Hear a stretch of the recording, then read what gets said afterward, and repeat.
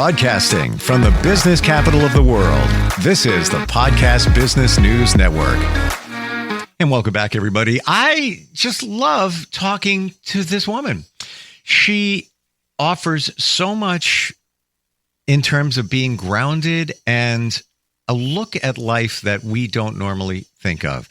And she has expertise in emotional and spiritual support, mental health, trauma and crisis, and she has served as a mental health chaplain at the Providence, Alaska Medical Center in Anchorage for many, many years, offering support for patients, families, friends in the emergency room, surgery, mental health units, and so much more. And that's just a piece of her life. She spent more than 35 years in a church organization and so much more. And it's great to have her back here. Reverend Dr. Patricia Ann Ray is back on the program. How are you doing today?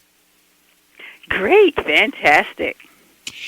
I'm intrigued about what you do. I've honestly never met a chaplain, but where you do your work, the challenges vary so much. You might have, a chaplain that many times we think of that role as somebody who deals with the end of life situation, but you're dealing with all different types of situations, from somebody having surgery or somebody dealing with an emergency situation. How, Patricia, are you able to bounce in between all these different situations during your day? Well, I take Jesus along with me.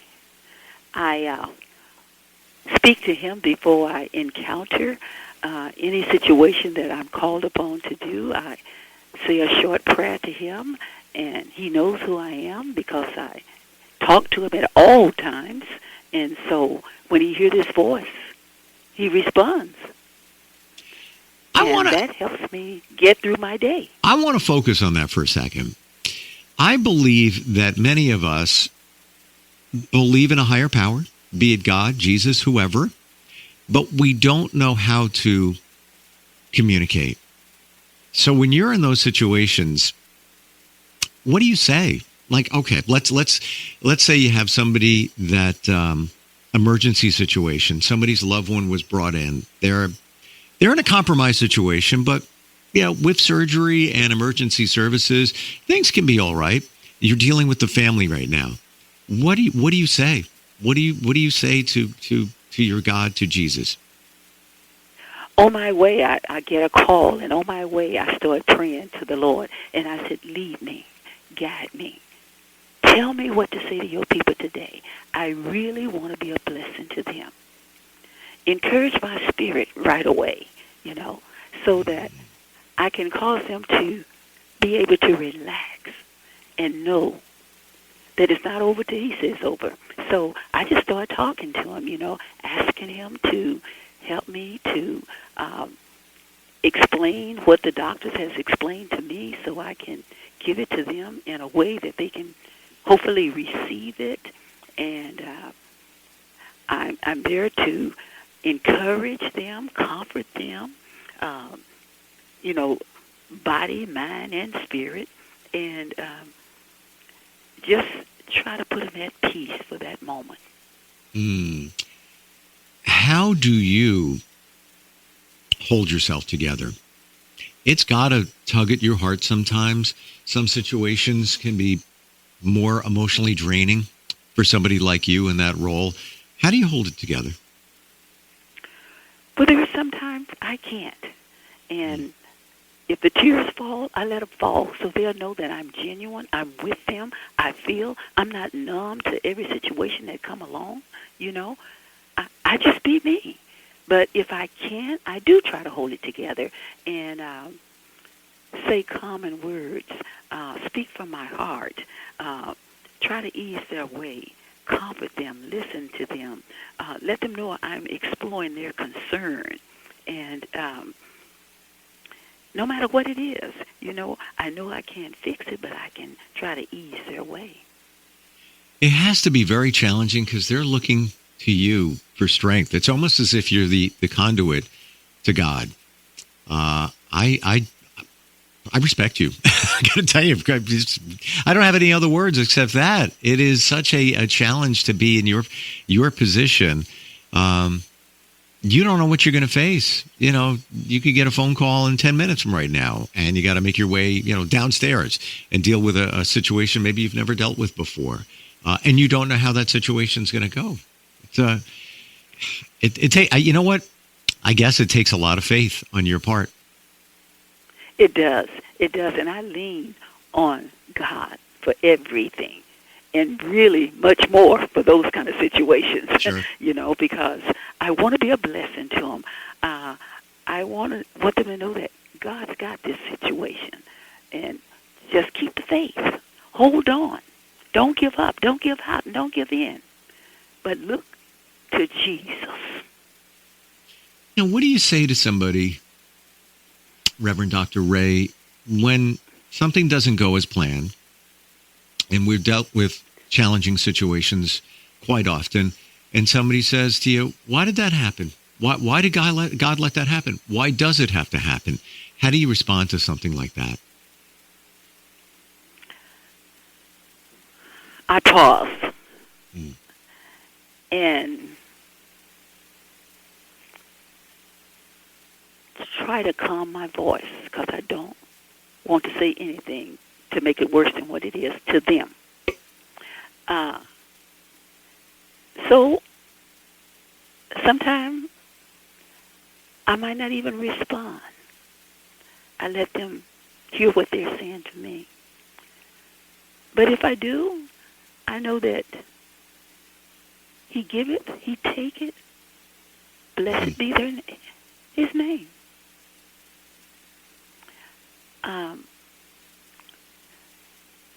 I began to hold on to them, hug them, touch them, let them know that the best is yet to come. That's eternal life, Do you believe that things happen for a reason? There's a reason for everything. We might not know it right away. Yes. It might take time. I certainly believe that. Yes. Yeah, I feel the same way. He has the plan. He has the plan. It's part of the plan, but we never know. We might not know what the plan is. It might not be revealed. So I believe someday we will know, but we don't know when that day is going to be. Right, and we definitely don't know it at that time. But as time goes by, revelation comes to us. I want to know about your journey, your professional journey. Did it start with religion? Somewhat, because my parents were Christians, and so living in the household, you're around it, and eventually, you catch on, the fire started burning, but in that environment, Mother taught us, and next thing you know, it's a part of you. You were brought up following God. Do I have that right? That's correct. Yeah. And then your journey took you to the University of Alaska, I do believe. Yes. Did you know back then what you wanted to do? Somewhat. I always knew I wanted to be a servant leader, to serve others. And so I started taking sociology to deal with people, and situations. But, you have to take the basics and when you start dealing with people. And so sociology is where I started. Wow. Tell me about the meetings that you facilitate for teenagers. I know that you do a lot of that work. Psychological evaluations go along with that. I don't know if that's connected to a center or a recovery center, but tell me about the work you do with teens. Teens. I facilitate groups, teenagers and adults. And so I introduce myself, try to find out where they are, let them tell their story, and I pull things from their story to talk about. Sometimes I'm just blunt. I say, what is the mess in your life? What are you sure about, And I always end the group with saying, what would be your takeaway? No matter what we talked about that day, what will you take away from this group today?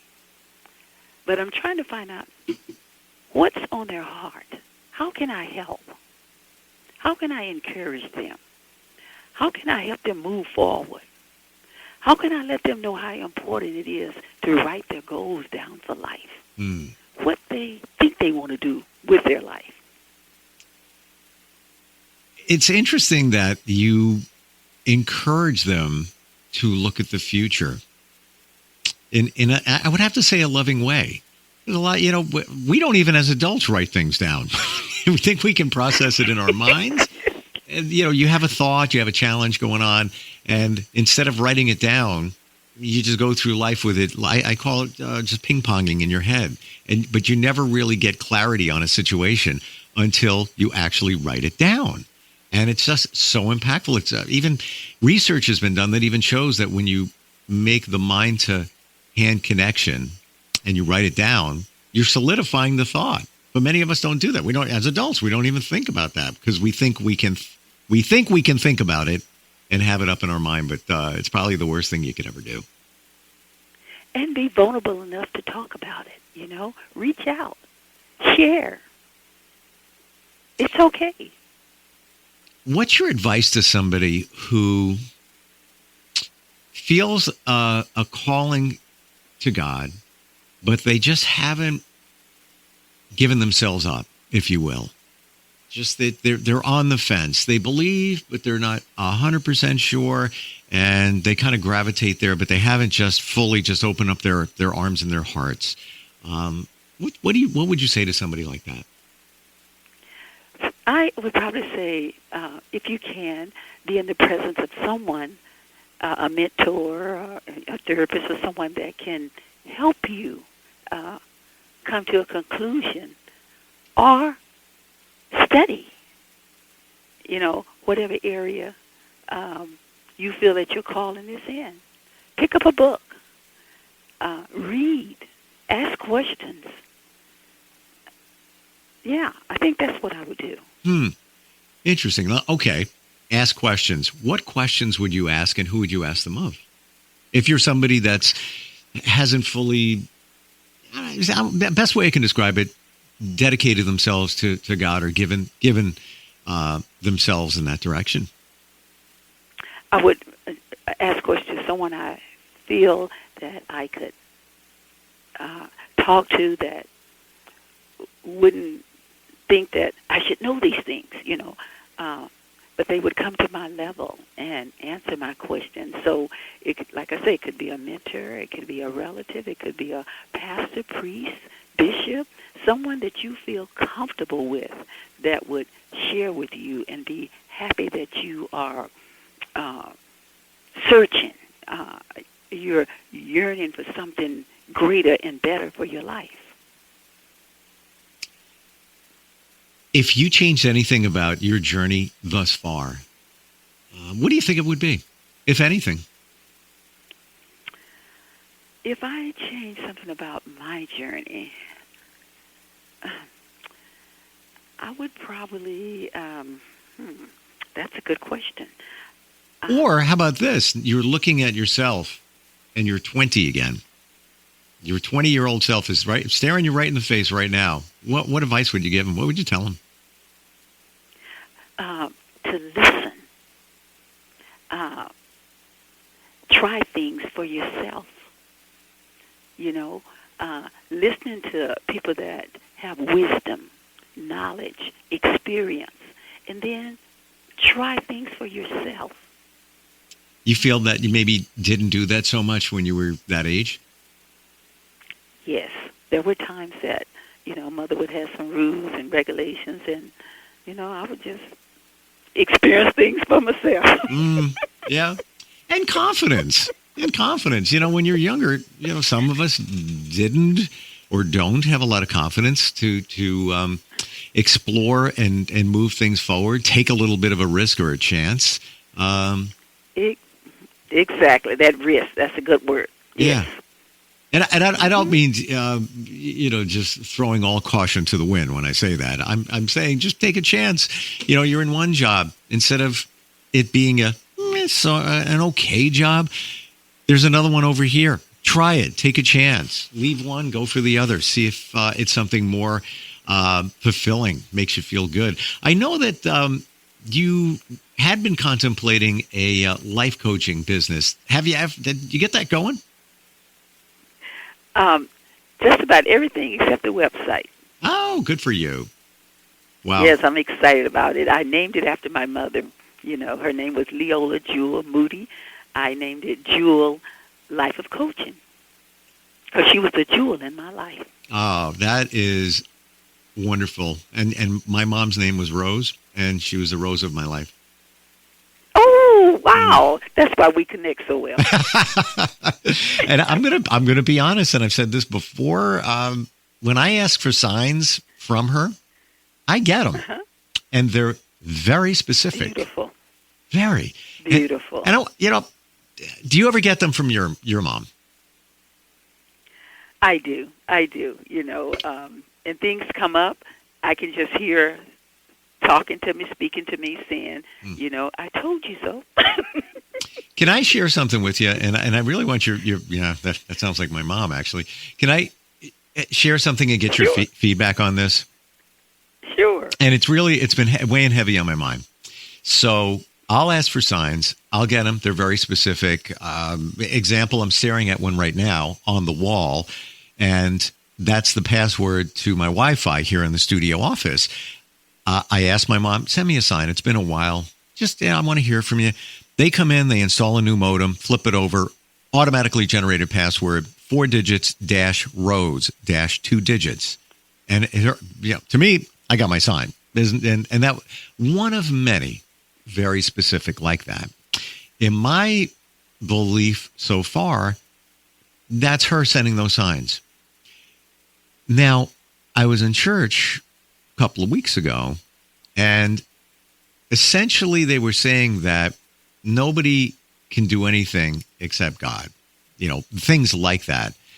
And what I took away from it was maybe those signs that I think are coming from Mom are really coming from God. And it made me wonder, is she working with him, or is it just from God? What are your thoughts? Well, the thing about it, my thought is that you knew Mom before you knew God. And so, quite natural, whatever Mom say is right, And so, but now that you have grown and developed and studied, I believe they're working together because they all are for the best for you. They both love you, and they want the best for you. And that's what love is all about, wanting the best for someone. And so you can't go wrong. But, we know he is the man that gives all the orders and has the last to say, and so they're working together. Now I know why you're so good at what you do. Seriously. And, you could have just said that, but you set that up with, you knew Mom before you knew God. And that, to me, that makes perfect sense. And so you can always believe in Mom, and Mom is the one told you about God. At least let me speak for myself. She's the one introduced me to God. Uh-huh. And so quite natural, I think she knows everything, but she doesn't know more than God. So they're connected. I honestly, and I'm not just saying this because you're saying it, I now believe that. I don't believe it's just her. And when I was at church, I do believe that message was there for me. I needed to hear it. Mm-hmm. And great. Wonderful. Yeah.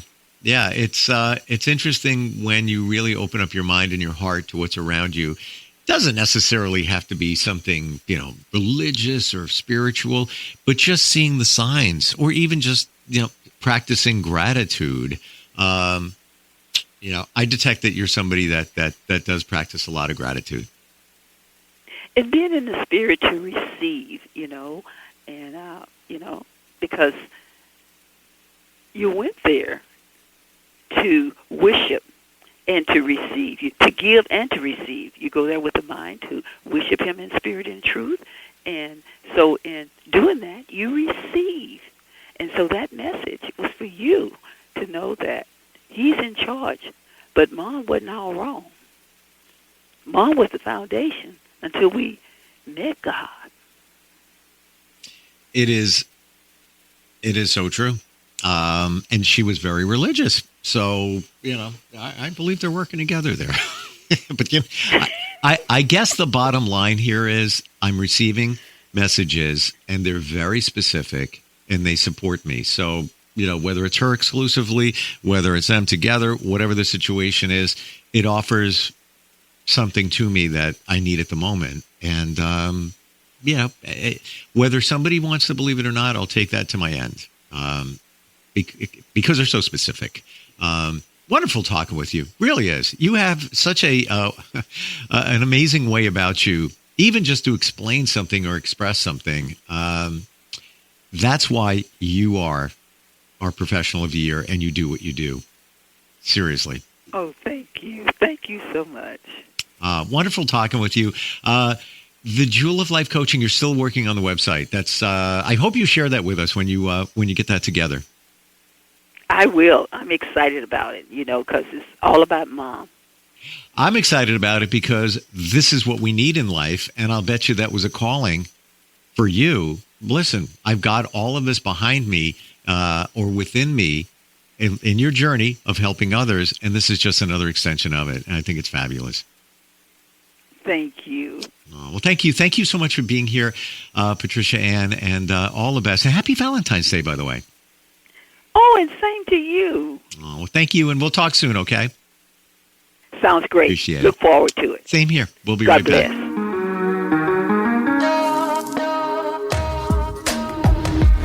Broadcasting from the business capital of the world, this is the Podcast Business News Network.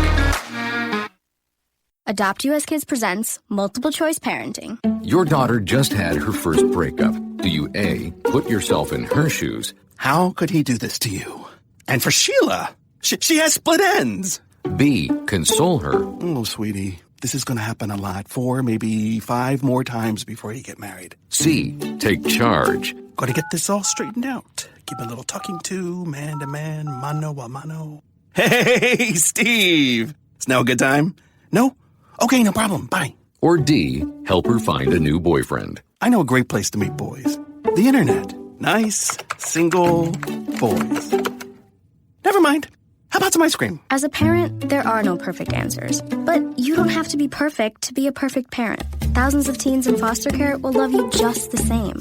For more information on how you can adopt, visit adoptuskids.org. A public service announcement from the U.S. Department of Health and Human Services, Adopt U.S. Kids, and the Ad Council.